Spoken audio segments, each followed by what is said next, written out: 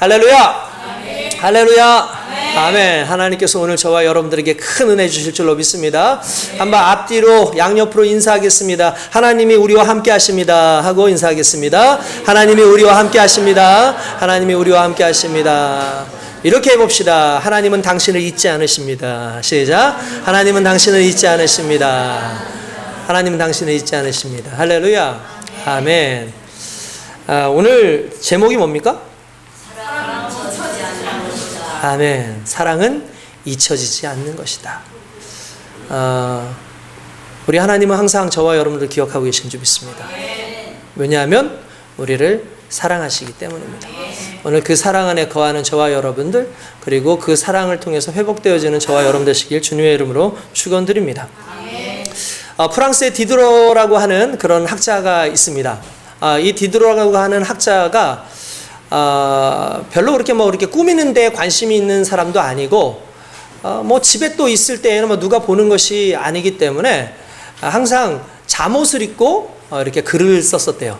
잠옷을 입고 글을 쓰다 보니까 이 잠옷이 거의 생활복이 된 거죠. 생활복이 되다 보니까 이 잠옷이 너무 낡은 거예요. 어느 날 친구가 와서 이렇게 보니까 이 잠옷이 너무 낡아서 다 헤어지고 볼품이 없어서 내가 이 디드로라고 하는 친구에게 잠옷을 한번 선물을 했으면 좋겠다 싶어서 잠옷 하나를 선물을 했답니다.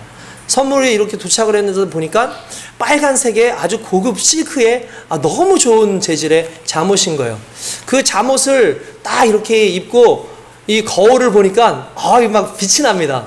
보니까 자기 뭔가 이렇게 좀 자기도 뭔가 좀 빛이 나는 듯한 그런 느낌이 든다는 거예요. 그래서 너무 좋아하고 있는데 거울 사이에 비치는 책상을 보니까 책상이 잠옷하고 안 어울리는 것 같아요.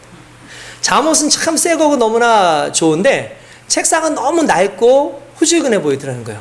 그래서 그날로 책상을 바꿨대요. 책상을 바꾸고 나니까 자기 잠옷이 좋고 책상이 좋은데 조금 있다 이렇게 보니까 옆에 있는 옷장이 또 너무 추레해 보이는 거예요. 그래서 이 옷장을 또 알아보고 옷장을 또 사다 놓은 겁니다. 그리고 난 다음에 조금 또 지나고 이렇게 보니까 옷장도 이쁘고 책상도 이쁜데 자기 침대가 너무 후질근해 보여서 침대를 바꿨다는 거예요. 그리고 조금 있다가 또 보니까 침대까지는 좋은데 밥 먹는 식탁이 너무 후질근해서 식탁을 바꿨는데 그 바꾸는 그 기간들이 한 달 정도가 거의 들었다는 거예요. 그동안에 자신이 해야 되는 집필들을 하지 못했는데 자기가 생각을 해보니까 잠옷 하나 바뀐 것 때문에 이것 바뀌고 저것 바뀌고 저기 바뀌고 저것 바뀌어서 나중에 이 사람이 자기 잠옷 바꾼 것을 후회를 했다 그래요. 여러분 이게 상당히 참 재미있는 이야기죠. 그래서 이걸 디드로 효과라고 합니다. 무엇 하나를 바꿨는데 그 하나를 바꾸고 나니까 자연스럽게 다른 것들이 눈에 들어와서 바꾸는 거죠. 여러분 우리 인생 가운데 그런 경우가 있어요. 우리의 본업, 우리가 정말 추구해야 되는 것들, 그런 것들이 중요하게 있는데 나의 삶 가운데 정말 별것도 아닐 수 있는데 그것 하나가 내 삶 가운데 들어와서 그것으로 말미암아 연쇄적으로 바꿔져야 되는 그 상황들이 생길 때가 있습니다. 여러분 인생이라는 게 그래요. 내가 생각하지 못했던 것 하나를 바라보게 되면 그 속에서 우리는 또 다른 것을 만들고 또 다른 것을 바꾸고 하려는 그런 마음들이 조금씩 생겨나게 됩니다. 근데 중요한 건 가장 근원적인 자신의 본업, 자기가 해야 될 일들을 잊어가고 있다는 사실이죠. 이게 참 안타까운 일이죠. 신앙생활을 하면서 그런 경우를 많이 느낍니다. 하나님께서 오늘 우리에게 은혜를 주시고 하나님께서 영광을 많이 베풀어 주시고 우리의 삶 가운데 하나님의 능력을 많이 베풀어 주셨습니다. 그것에 집중하고 하나님 주신 말씀 속에서 살아가다가 어느 날 내 삶 가운데 정말 우연치 않게 정말 복 하나가 딱 와요. 그러면 그 복을 보고 난 다음에 내 주변을 보니까 다른 것들이 더 크게 복이 있었으면 좋겠고 다른 것들이 더 잘 됐으면 좋겠고 더 귀한 것들이 됐으면 좋겠다고 생각을 하죠. 그래서 그것들을 구하느라고 시간을 다 허비를 하다 보니까 정작 하나님께서 주신 은혜, 하나님께서 맡겨주신 사명을 멀리할 수밖에 없는 그런 안타까운 상황들이 오기도 합니다.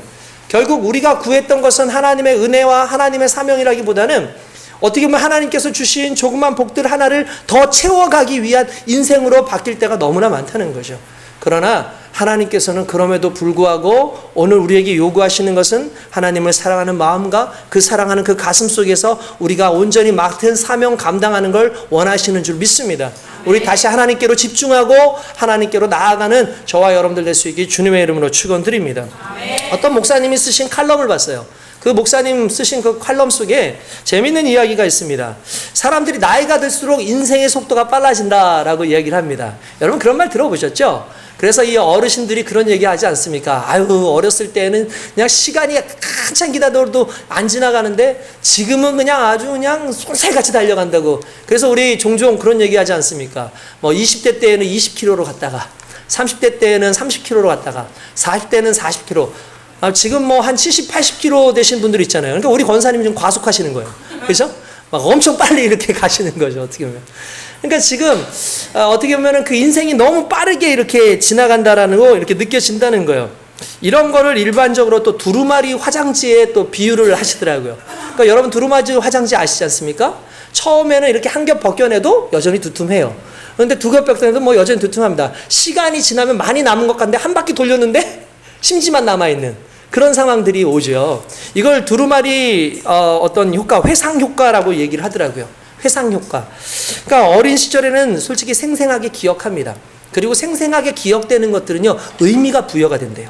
그리고 의미가 부여되는 것들은요, 상당히 길게 느껴진다는 거예요. 이게 상당히 중요해요. 왜 그러냐면 솔직히 최근 것은 깜빡깜빡 잊어버리죠. 근데 우리 과거에 옛날 어렸을 때 것은 상당히 기억이 많이 나요. 왜 그럴까 하냐면 어릴 때는요, 마음을 내가 들인 일들, 그러니까 마음을 쓴 일들, 그리고 흥분되는 일들, 처음 경험하는 일들이 많아요. 왜냐하면 인생을 처음 사니까 모든 것들이 다 처음 경험하는 것들이에요. 그러니까 그것에서 흥분할 수밖에 없고 그것에 감동이 있을 수밖에 없죠. 그래서 뭐 입시를 보든 연애를 하든 취업을 하든 설레는 일의 연속이 어린 시절, 젊은 시절의 삶입니다. 그러니까 의미 있는 일이 계속해서 깊어지는 것이죠. 근데 반면 나이가 들어가면은 그 의미 있는 일들이 의미 없는 일들로 반복돼요, 자꾸.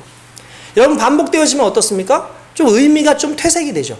자꾸 반복이 되면은 그렇게 귀한 것처럼 여겨지지 않아요. 내 삶 가운데 정말 감동했던 것도 어느 순간에 보면 시들시들해집니다.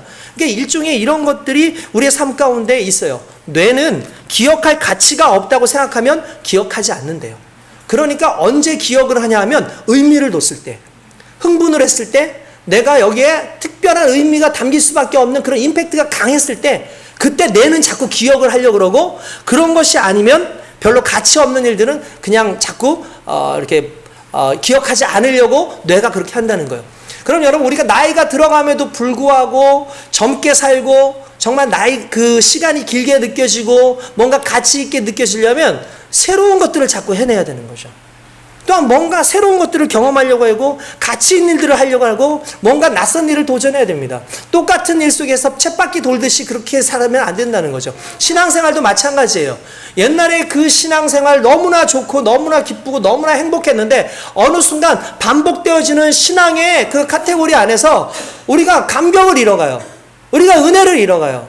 그렇게 은혜를 잃어가는 사람들은 결국 시간이 지나가면 믿음의 영역에서 점점 멀어지기도 하고 예배가 기쁘지 않아요.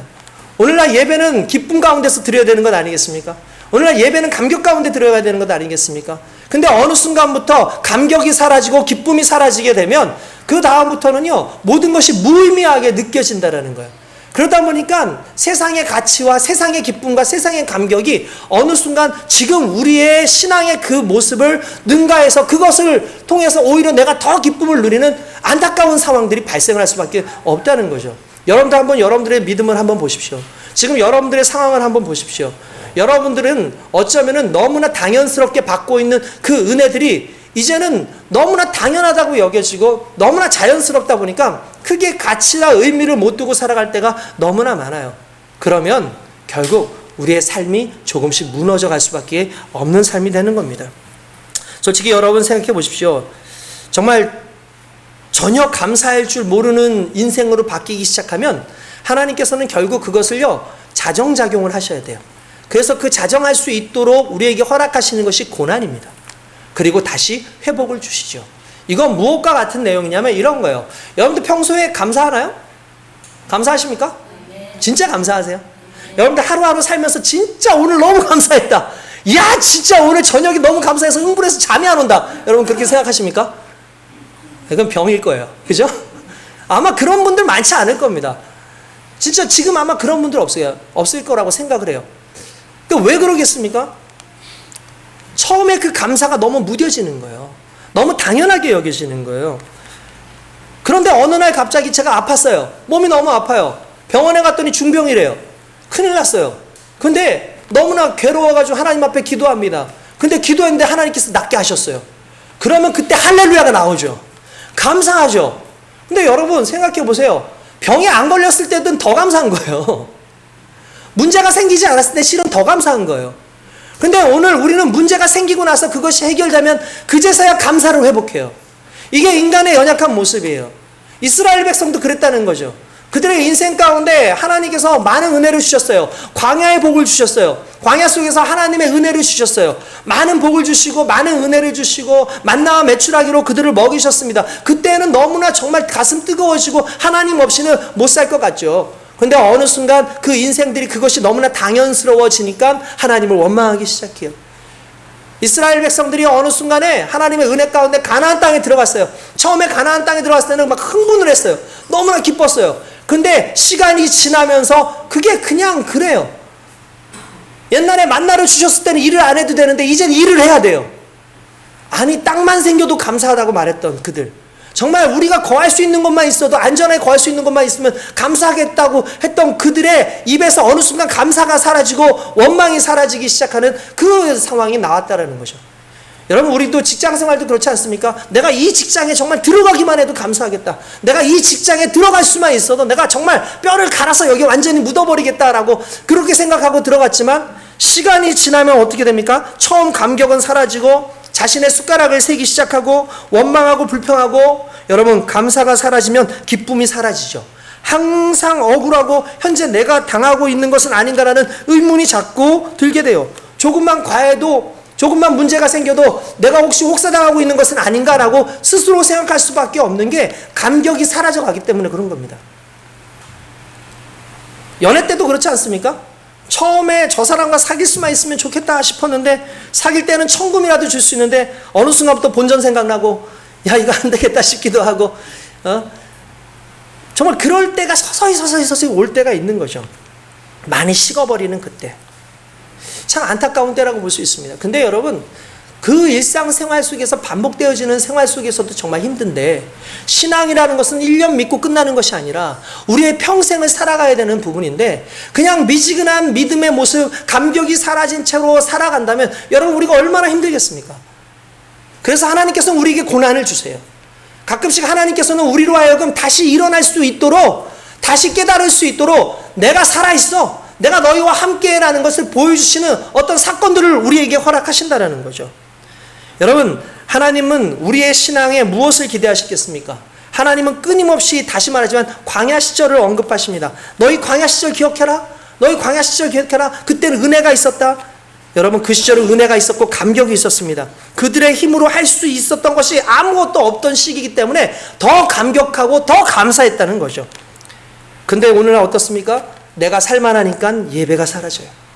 내가 살만하니까 나를 살게 했던 것이 돈이라고 생각되고 직장이라고 생각하고 또한 나를 즐겁게 하는 것이 취미라고 생각하고 예배보다 그것들이 우선되고 하나님과 관련된 모든 것들이 그냥 단지 의무적으로 진행되어지는 그 안타까운 현실이 왔다라는 거예요. 요즘 제가 최근에 보는 현상 중에 하나가 조금 가슴 아픈 게 뭐냐면 최근에 금요 예배가 약간 좀 시들시들해졌어요. 대표분들만 나와요. 장년부 대표, 청년부 대표, 노년부 대표 그렇게만 나와요. 얼마 전까지만 해도 우리 청년들 정말 금요일이면 정말 은혜의 시간이었고 뒷자리를 다 채우고 앉아서 같이 기도하던 그 시기였는데 과거에는 우리 그래도 성인들 성도들 나와가지고 기도하면서 정말 눈물 뿌려서 기도했던 그 시간들이 어느 순간에 조금씩 밀려나고 있다는 거죠.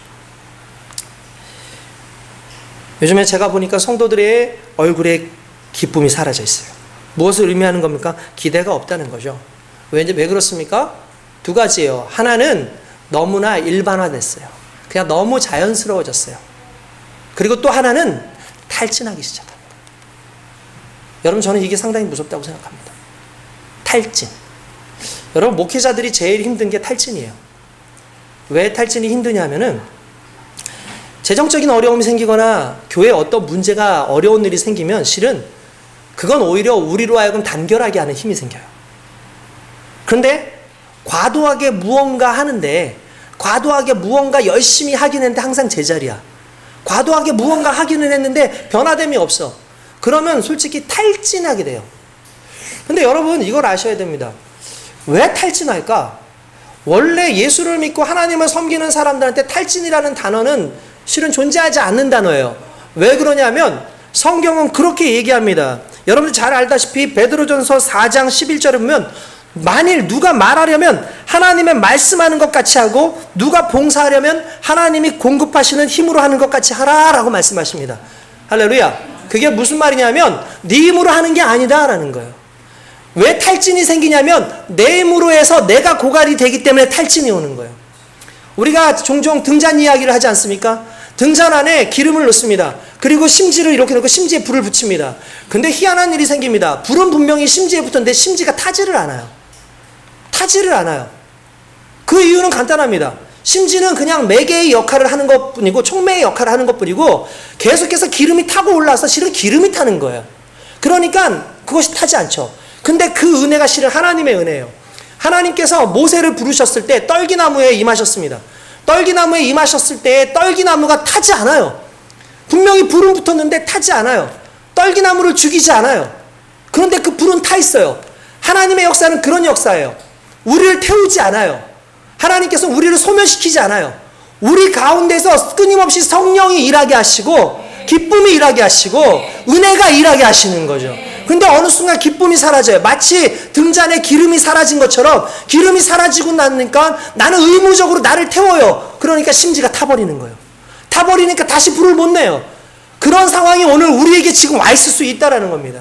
교회에서 열심을 가지고 살아가겠다. 내가 애써보겠다. 그런데 여러분 은혜 충만하지 않고 성령 충만하지 않고 믿음 충만하지 않은 상황에서 내가 가지고 살아가는 그 열심은 결국 자기를 혹독하게 하다 보니까 탈진하게 돼요. 솔직히 사람들 가운데 책임감이 강하고 좀 의무감이 강한 사람들일수록 이런 경우가 많이 있어요. 나는 아무것도 할 수 없습니다. 나는 정말 모든 걸 할 수 없습니다. 그러나 하나님께서 내게 힘을 주시고 하나님 나와 함께 하시면 내가 할 수 있습니다라는 그러한 고백, 아무것도 할 수 없을 만큼 연약한 사람들이 오히려 롱런하고 하나님 앞에서 길게 사역을 감당할 수 있는 겁니다. 왜 그렇습니까? 내 힘이 아니라 하나님의 힘으로 하기 때문에 그렇다는 사실이죠. 오늘 저와 여러분들이 그러한 은혜가 있기를 원합니다. 하나님께서 그걸 회복시키게 하기 위해서 당신을 말씀해 주시고 당신을 경험하게 하시죠. 근데 그 경험함이 언제 일어납니까? 그냥 평상시에 나타나는 게 아니에요. 고난 가운데 부르짖을 때 나타나고 고난 가운데 하나님을 찾을 때 나타나고 내 인생 가운데 이 인생이 더 이상 하나님 앞에서 이렇게 살아가는 인생이면 안 됩니다라는 걸 자각했을 때에 하나님 앞에 부르짖음이 있을 때에 하나님은 우리의 음성을 듣고 하나님께서 우리와 함께 하심을 우리에게 나타내 주시는 줄 믿습니다. 오늘 저와 여러분들이 그 은혜로 살아갈 수 있길 주님의 이름으로 축원드립니다. 우리가 무덤덤해질 때 하나님의 손길이 옵니다. 여러분 신앙이 무덤덤해질 때 어떻게 됐을까요? 이스라엘은 신앙이 무덤덤해졌을 때 어떻게 했을까요? 그들은요 정말 나름대로 형식적이지만 믿음 생활 정말 열심히 했습니다. 제사를 드리기 위해서 열심히 했습니다. 그들은 무엇을 중심으로 모였냐면 성전을 중심으로 해서 모였어요. 이스라엘 사람들은 모두가 특별히 남유다 사람들은 성전을 중심으로 해서 모입니다. 그래서 이렇게 얘기합니다. 우리는 절대로 멸망하지 않아. 우리는 절대로 망하지 않아. 왜냐하면 하나님의 성전이 여기 있기 때문에 이 성전에서 예배드리는 우리는 절대로 망하지 않아 라고 얘기를 합니다. 그러나 그들의 그 말은 틀린 거예요. 성전 때문에 망하지 않는 것이 아니라 하나님이 지키시기 때문에 망하지 않습니다. 하나님이 함께 하시기 때문에 망하지 않습니다. 근데 그들은 하나님을 바라보기보다는 성전 예배에 그냥 집중을 해요. 성전에 와서 제물을 드리는 것에 집중하기 시작하고 그러면서 세상 속에서는 삶을 막 살아요. 그리고 안식일이 되거나 또는 제사 때가 되면 그때는 아주 풍성하게 제사를 드리는 그런 삶으로 살면 하나님이 자기를 지키실 거라고 착각하고 살아가는 거죠. 오늘날 우리가 그런 식으로 살지 모릅니다. 세상 속에서 막 살다가 주일날 내가 예배를 드리면 하나님께서 은혜 주시겠지, 주일날 하나님 앞에 나와서 회개하면 하나님께서 나를 돌봐주시겠지라는 생각을 가지고 담대하게 회개하고 또 담대하게 죄를 지어요. 이게 오늘날 우리의 삶의 모습이고 결국 그것으로 말미암아 그런 삶이 계속되어지면 아무런 문제 없이 아무런 자극도 없이 그 생활 속에서 점점 망가져가는 거죠. 이스라엘은 어떻게 됐습니까? 결국 무너졌습니다. 망가졌습니다. 포로됩니다. 그런데 너무나 감사한 건 이 모든 것을 주도하신 분이 하나님이셨다는 거예요. 그래서 하나님은 인생 채찍으로 진짜 인생 막대기로 우리를 때리시지만 그러나 그것을 통해서 살아있는 믿음 갖기를 원하신다는 거죠. 오늘 저와 여러분들이 그런 믿음으로 가길 주님의 이름으로 축원드립니다. 누군가 이렇게 얘기를 하면은 그런 얘기를 해요. 아, 정말 하나님 심술궂다. 아니, 그런 식으로라도 꼭 감사를 받고 싶은가? 아니, 그런 식으로 하시는 거 뭐 질투하시나? 그렇게 혹독하게 겁주고 고난 줘가지고 다시 구원해 주시고 그렇게 해서 우리에게 감사하다, 그런 예배를 받고 싶은가? 정말 유치하다라고 말하는 사람들도 있어요. 근데 여러분, 그들은 한 가지 깨닫지 못한 겁니다. 하나님은 우리에게 그렇게 받기 위해서 우리한테 하시는 것이 아니라 우리를 살리시는 거예요. 예배가 생명이죠. 기쁨이 생명이에요. 감격이 생명이고 은혜가 생명이고 깨달음이 생명입니다. 우리가 생명 얻기를 원하시는 거예요. 그 생명을 유지하길 원하시는 거예요. 그래서 고난도 그래서 주시는 거예요. 마치 청어떼를 멀리서부터 가져올 때 그 청어떼 죽이지 않기 위해서 거기다가 정말 큰 물메기를 집어넣든지 아니면 거기 다랑어를 넣든지 이러면 이놈들이 원래는 좁은 공간에서 성질이 급해가지고 죽지 않습니까? 근데 멀리 오는 동안에 다랑어한테 잡아먹히지 않으려고, 물메기한테 잡아먹히지 않으려고 막 헤엄치고 오다 보니까 나중에 도착했을 때 다 살아있어요. 그걸 일반적으로 물메기 효과라고 그렇게 얘기를 하더라고요. 여러분, 다른 것이 아닙니다. 우리 인생 가운데 고난을 주시는 이유는 우리를 살리시는 거예요. 그리고 이렇게 얘기하시죠. 내가 너희와 함께하고 있어. 너희는 죽지 않아. 내가 너희를 사랑해. 내가 너희를 잊지 않기 때문이야. 고난 가운데에서도 하나님은 우리를 잊지 않으십니다. 이스라엘 백성들이 잊지 않으셨어요. 그들은 철저하게 매를 맞고 그들은 쓰러졌지만 그러나 하나님께서는 그들에게 다시 소망을 주십니다. 내가 너희들을 잊었을 것 같아. 절대 잊지 않았어. 걱정하지 마. 내가 너희와 함께한다 라고 말씀하고 계신다는 사실이죠. 오늘 본문 말씀이 바로 그것을 이야기하고 있는 것 아닙니까? 여러분, 이 14절 말씀에 보면 오직 시온에 이르기를 여호와께서 나를 잊었다, 나를 버리시며 주께서 나를 잊으셨다 하였거니와. 무슨 말입니까? 고난이 심해졌어요. 옛날에는 요 정도 고난만 주셨는데 이제 완전히 팍싹 망해졌어요. 그러니까 이렇게 얘기합니다. 하나님 안 계시나? 하나님 날 버리셨나? 하나님 어떻게 나한테 이럴 수 있지? 라고 이야기를 하는 거죠. 근데 그때에 하나님께서 하시는 말씀은 이겁니다. 무슨 소리야? 나는 너를 잊지 않았어 라고 말씀하신다는 거예요. 15절 보니까 이렇게 말합니다. 여인이 어찌 그 젖 먹는 자식을 잊겠으며 자기 태에서 난 아들을 긍휼히 여기지 않겠느냐. 그들은 혹시 잊을지라도 나는 너를 잊지 아니할 것이라. 할렐루야. 젖 먹는 어미의 이야기, 왜 하나님께서는 젖 먹는 어미의 이야기를 했을까요? 그냥 어떤 부모가 자녀를 사랑하지 않겠느냐라고 그냥 한마디 하면 될 텐데 왜 그렇게 이야기하셨을까? 여러분, 지금은 우리 교회에 그 애기 울음소리가 하민이 빼놓고는 잘 안 들려요. 근데 하민이도 많이 커가지고 이젠 저 정도면은 베이비 이상이지. 그죠? 제가 보기에는. 네. 근데 예전에 우리 교회에 아이들 울음소리가 엄청 났습니다. 뭐 한 해에도 애가 안 태어난 날이 없었어요. 해마다 애가 태어나요. 해마다 애가. 그래서 뭐 여러분들 아시겠지만 우리 교회 명칭이 임신 출산 전문 교회라고 그냥 그렇게 소문이 나 있지 않습니까? 그러니까 한 집에 적어도 한 3명 정도 나요. 뭐 2명이 아니라 3명 정도는 나요. 예. 우리들도 좀 다 분발해야 될 줄로 믿습니다. 예. 자, 그때 그랬어요. 아이들이 시끌시끌했어요. 막 어떤 분들은 교회 오셨다가 애들 막 그냥 시끄러운 소리에 아유 예배를 못 드리겠다 그러면서 교회를 가서 안 오는 분들도 있었어요.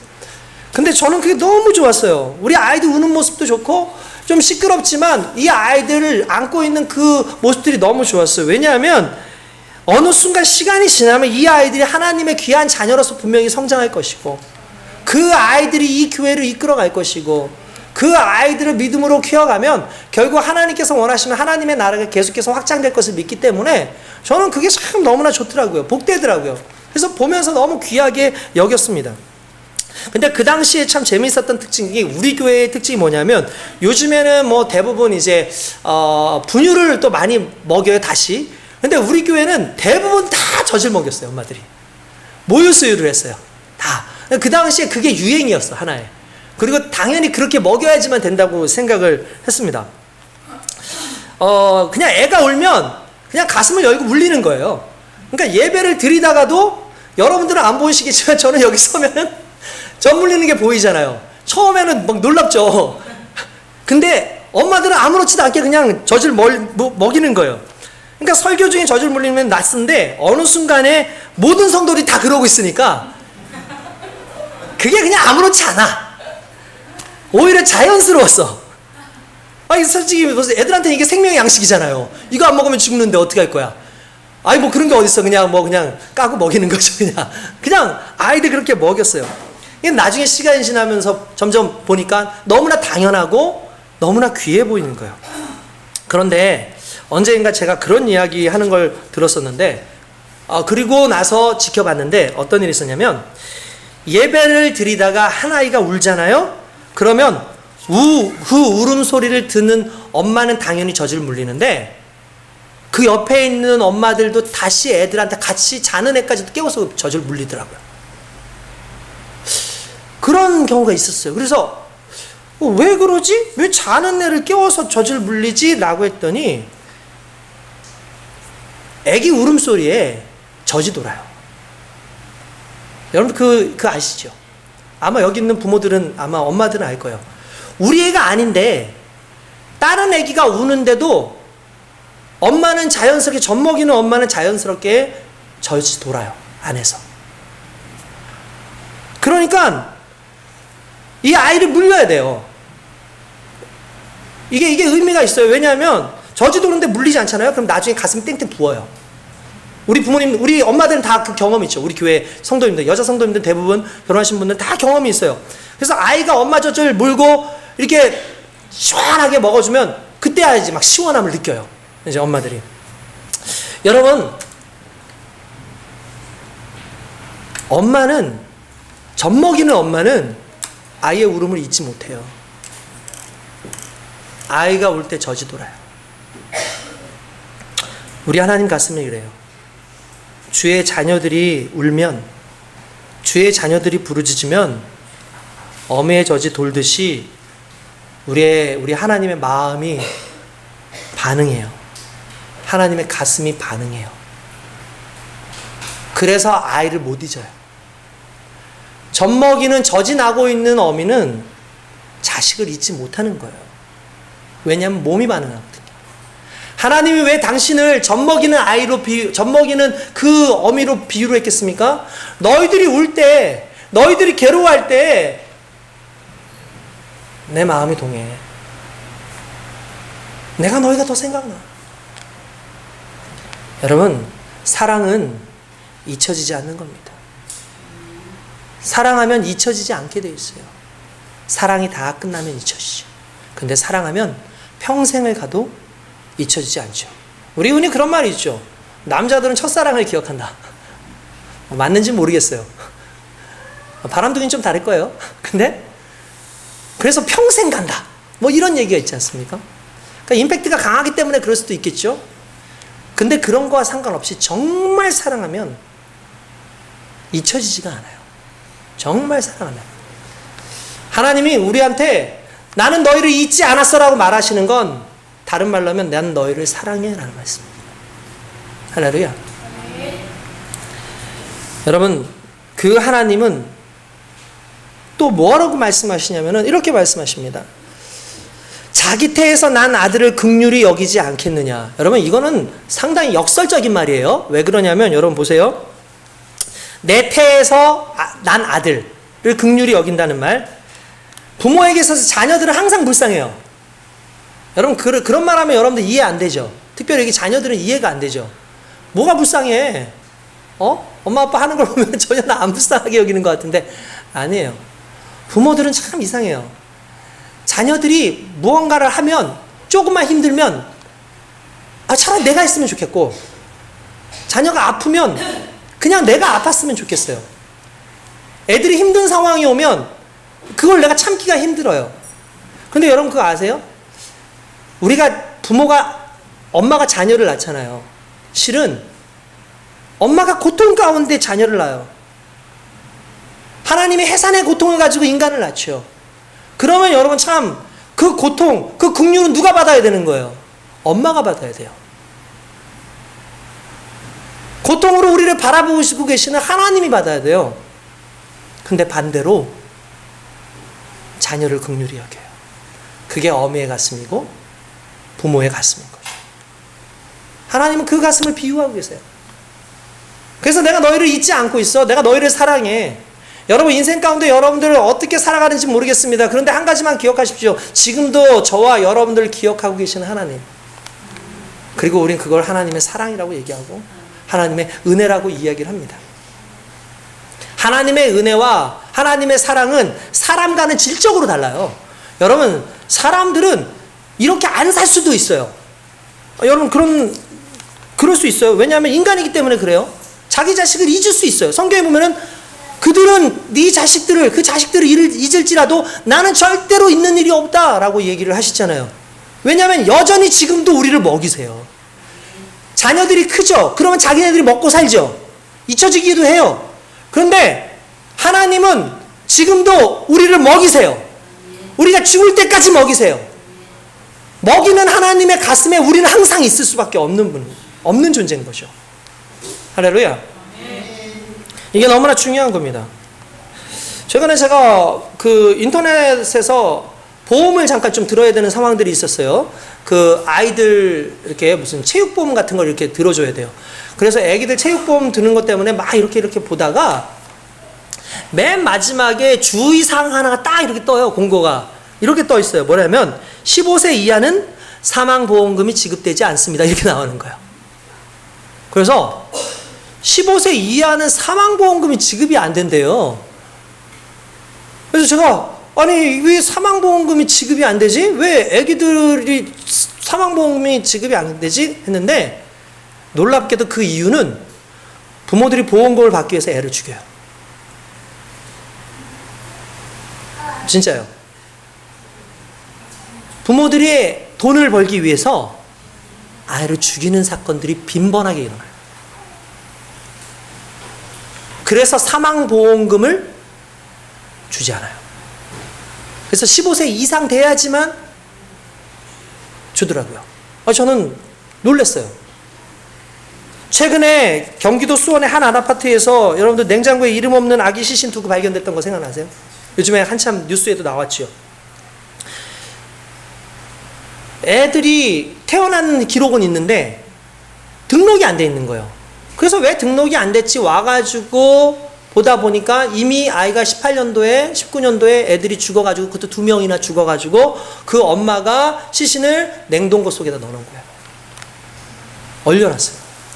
근데 저는 쇼킹하다라고 할 수 있는데 여러분 이게 실은 2022년도에 3월에 경남 창원에서 부모의 방치로 생후 2개월 된 아이가 영양불에서 숨진 채로 발견됐는데 그것도 냉장고에 넣었어요.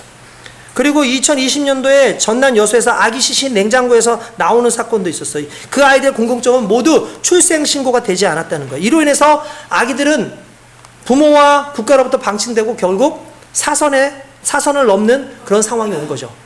그러니까 여러분 부모가 출생신고지를 하지 않아서 미등록된 아동들이 6월 25일 감사원 자료에 의하면요 2015년부터 2022년까지 8년간 출산 기록을 있지만 출생신고가 안 된 애들이요 2236명이에요. 이들 중에 대부분이 예방접종이 안 되고 아동복지수당 등 복지 소외가 됐거나 범죄 위기에 노출되어 있거나 아니면 흔히 말하는 사망하는 경우가 상당히 많다고 얘기를 합니다. 이게 사람이에요. 이게 오히려 짐승은 안 그래요. 왜냐하면 짐승은 본능으로 사는 거야. 자녀가 본능이거든요. 자식을 본능으로 키우거든요. 근데 사람은요 욕망이 있어요. 사람은요 분노가 있어요. 분노로 사람을 자식을 죽이기도 하고요. 자기의 욕망으로 자식을 죽이기도 해요. 이게 사람이에요. 그래서 하나님은 그래서 이렇지만 그럼에도 불구하고 사람 못 믿겠다. 어미 못 믿을 수도 있다. 그러나 나는 다르다라고 말씀을 하신다는 거죠. 그래서 진정한 사랑은 하나님의 사랑이에요. 그 하나님의 사랑 외에 다른 그 어떠한 것도 솔직히 가변성이 있어요. 불변하지 않아요. 여러분, 사람을 믿지 마십시오. 사람은 사랑의 대상입니다. 믿음의 대상이 아닙니다.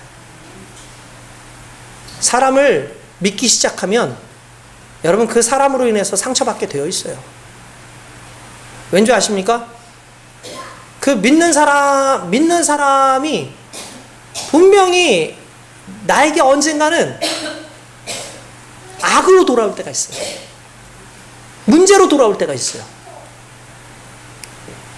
저는 목사다 보니까, 아니 목사이기 전에 제 성품 자체가 이렇게 좀 퍼주는 거 좋아하는 스타일이더라고요. 많이 퍼주고 많이 함께 해줍니다. 근데 시간이 지나는데 오히려 저를 나쁜 사람이라고 말을 하고 도망가는 사람들도 있었고, 내가 계속 주는데 주지 않으니까 오히려 날 왜 주지 않냐고 화를 내는 사람들도 있었고, 주는 것에 절대로 감사하지 않고 어느 순간부터 당연한 거라고 생각을 하는 사람들도 있었어요. 저한테 베풀지는 않고 항상 저한테 뭔가 대접받기만 하는 사람들도 있었어요. 한 번도 저한테 뭘 어떻게 해주겠다고 하지 않는 그런 사람들도 있었어요. 시간이 지나면서 오히려 알게 됐죠. 아, 내가 대국민의 호구였구나.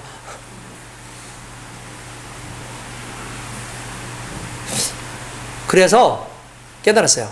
아, 믿어서 베푸는 것이 아니라 진짜 사랑해서. 그가 언제가 변할 거라고 믿는 게 아니라 그가 변하지 않더라도 하나님이 사랑하시는 사람이기 때문에 내가 사랑하는 것. 그게 상처받지 않는 방법이고요. 그게 하나님이 나를 사랑하는 방식이더라고요. 하나님 우리에게 모든 것 주셨지만 우리 배신하잖아요. 하나님 잊고 살잖아요. 근데 하나님은 잊지 않으시겠대요. 근데 너무 중요한 것은 잊지 않는다라는 그 방식으로 우리에게 주신 또 하나의 방법이 뭐냐면, 여러분 16절 보면 내가 너를 내 손바닥에 새겼고 너의 성벽이 항상 내 앞에 있나니 이렇게 말하고 있습니다. 하나님이 우리를 손바닥에 새겼대요. 여러분 이거는요 어떤 의미가 있는지 예전에도 한번 여러분들 설교를 해드린 적이 있는데, 일반적으로 새기는 거, 글을 쓴다든지 이럴 때에 크게 고대 사회에는 두 가지 형태로 나눠요. 하나는 상형 문자, 이건 그림 문자라 그래요. 그죠? 그리고 하나는 서령 문자, 이건 표기 문자, 세기 문자라고 해요. 상형 문자는 어느 나라에서 거의 많이 쓰냐면 이집트에서 많이 씁니다. 그래서 이집트에 가면은 여러분 대부분 그림 그려져 있죠. 그림으로 그려져 있잖아요. 그게 상형 문자예요. 그런가 하면은 바벨론이라든지 이런 지역에 가잖아요. 그 지역에 가면은 서령 문자라 해서 쐐기 문자가 있어요. 그럼 어떻게 해요? 점토 있죠, 점토. 점토나 돌판을 가져와요.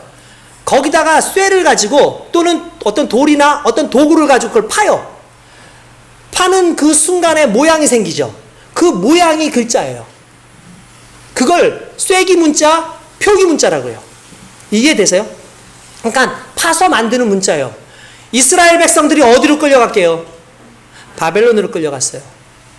바벨론으로요. 바벨론에 쓰여지는 문자는 표기 문자예요. 다른 말로 하면 상처를 내서 만드는 문자예요. 똑같은 거예요. 하나님이 이렇게 해야죠. 내 손바닥에 너희를 새겼다라는 말은 하나님께서 내 손바닥에 상처를 내셨다는 거예요. 당신의 가슴에 상처를 내셨다는 거예요. 그리고 오늘날 그 사건이 오늘날 우리에게 동일하게 오죠. 예수 그리스도께서 그 손바닥에 못자국을 남기셨어요. 그리고 이렇게 얘기하죠. 내가 너희를 사랑한다. 내가 너희를 사랑한다.